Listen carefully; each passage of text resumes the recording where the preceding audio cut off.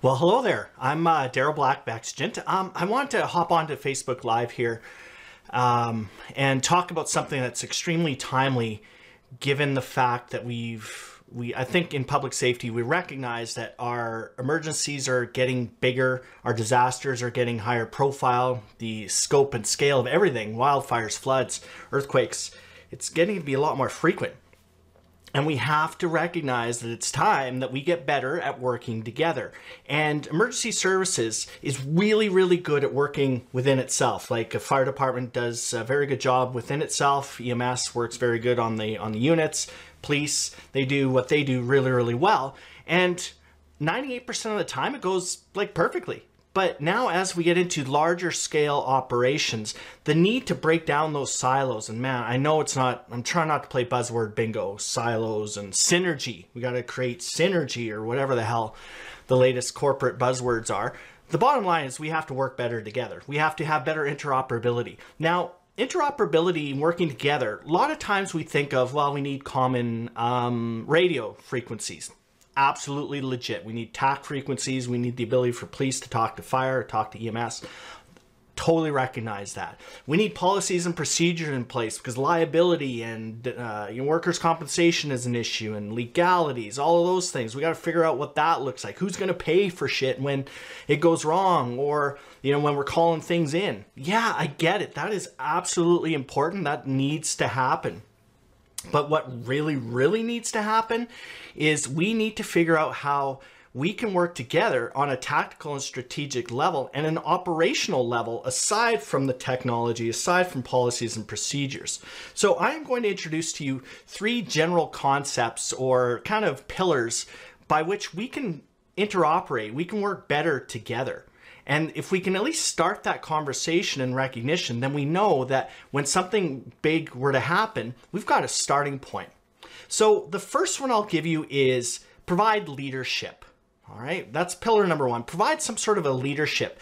And that leadership kind of encompasses a whole bunch of different things. And I won't go into a ton of detail right now, but things like shared vision. What are we trying to achieve? And let's go from here and let's go there. If we don't know where we're going, we don't have a freaking clue whether we're there, whether we're on our way there, whether we're progressing or we're digressing.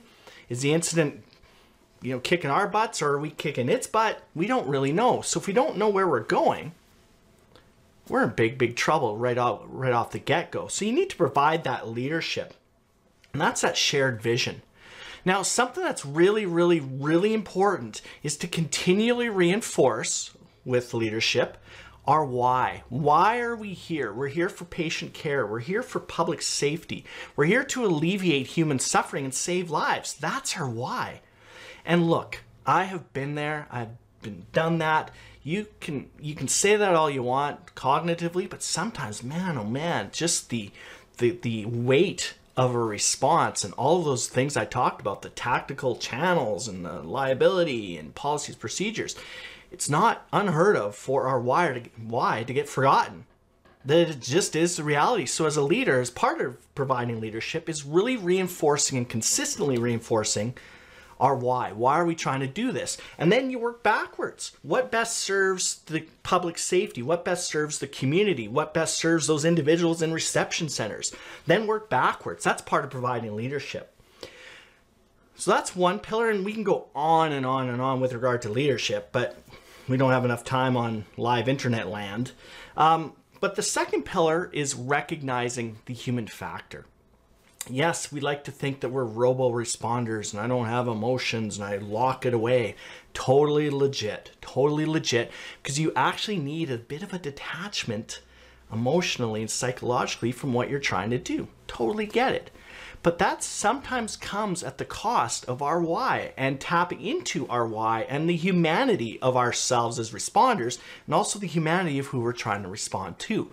As a planning section chief, I love numbers, I love charts, I love bar graphs, all of those types of things. Totally get it. And time again, and I remember I responded a few years ago to a large-scale operation in southern Alberta where I live. And our planning room just has all of this, all of the charts, all of the graphs, everything like that. And we had a particular meeting one particular meeting as we were talking about the transition from one team to another, and something wasn't sitting really well with me. And my deputy at the time, Chad, amazing operator, looks at me during the meeting. He's like, Daryl, you okay? I took a deep breath and I'm like, you know what? And there's, I don't know, 15 of us or something like that. I said, no, you know what? I'm not okay. I'm not okay. You know, we become very, very detached from what we're trying to do here. You know, we're locked away in an emergency operations center. And we need to really remember that every one of these numbers, the 619, the 2876, whatever the numbers are of evacuees and responders, but the evacuees in particular, each one of those numbers represents an individual, like a human freaking being. And every day we delay is one more day that maybe the stereotypical, you know, single mom is hanging out with her 2 kids on a cot in a gym. Or maybe every day is costing, you know, or causing a daughter or son to deliver meds to their elderly parent who's stuck somewhere in a reception center or community hospital or something like that. And what about those individuals that are from vulnerable populations where they have a set of routine that is their lifeline, and we've now picked them up, we've taken them away. So every day that we delay, we have to remember it has a human impact. So recognizing the human factor, but also in ourselves as operators. It can be stressful. It really, really can be. And as I said, we can be emotionally detached and all of those things, totally legit, and we need to do that. But it could be a very stressful environment, especially if we're working with people that aren't used to working in these types of environments. It can be stressful. And some of the things that happen under stress is our higher brain function decreases. We are now drawn a little bit more towards ourselves or inwards. We're not actually going to be more risk. We're not going to be taking more risks. We're actually going to be risk averse. And so we start making decisions out of fear and not what best serves the mission. Not to mention the fact that stress will impede our ability to rest and sleep and eat properly. So the first pillar is provide leadership. A big part of that is reinforcing the why, providing that vision. The second is recognizing those human factors, of which this is a human game. Without the humanity, we wouldn't have a disaster. Otherwise, a wildfire is just destroying a bunch of inanimate objects, frankly, but each one of those homes represents a family and a person and all those, a sense of community. And we also have to recognize the human factor of the stress and stress management. The third pillar is implementing some sort of a structure. I get it. This is not going to be an Incident Command System 100 review or an Emergency Operations Center or ECC review and how they all work and all those things. But structure, as much as we like to run and gun, structure is critical because structure provides things like roles and responsibilities. It provides authorities. It provides reporting, like who I talk to. And one of the most important questions you should have or could ask, well, two, when you walk into an operation is, who do I report to? Two, who reports to me? Who do I report to? And second, who reports to me? So that structure provides the way that we can exchange information. Emergency management is all about information management. It's about the ability to take information at a tactical level and feed it up where more strategic decisions can be made.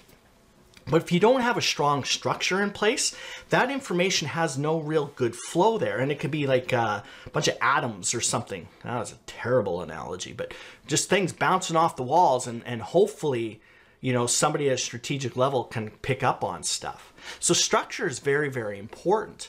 Now, structure actually feeds back into this human factor piece because people like structure, especially in chaos, where if we have a very, very stressful situation, if we put some structure into that, we can bring some order to that chaos, because then people will know where they fit. They know who they're going to talk to. They know who their peers are. They know who is working for them. So structure gives that ability to take all of these things and put them into some sort of a meaningful organizational relationship, and that's what it's about. Now, something to remember though is that you can do all the org charts you want, but you know, you got your box, I don't know, incident commander, and then you have a line and it's your operations section chief, for example, or maybe it's a branch director, whatever that looks like. Now on paper, that's just a line. There's a box, title, a line, and then another box. Well, within that line, that's where we do ourselves such a disservice when we teach things like ICS. Within that line is it's like a highway of information that has to flow up and down. So there has to be good communication happening in those lines. There has to be leadership being pushed down and people leading up within those lines as well. And there needs to be a constant reinforcement of what is that role and responsibility. So when we talk about operations that are happening, say in Northern Alberta right now, where there are multiple agencies working together under unified command. That's a whole different conversation around unified command and what it is, and more importantly, what it is not. But by all accounts, the unified command in Northern Alberta that's going on right now is working in a very textbook fashion, because it's not just about the structure of unified command, but they're communicating well. They're really managing objectives, all of the things that go into the unified command piece. But it really comes down to personal relationships. So if I have two fire chiefs that are like ego driven, we can have the best structure in place. It won't matter because they're going to be here. They're going to be doing this. So how do we prevent this? Well, reinforcing our why, recognizing human factors, providing that leadership, giving some sort of a structure by which we can decide what to do and how to do it.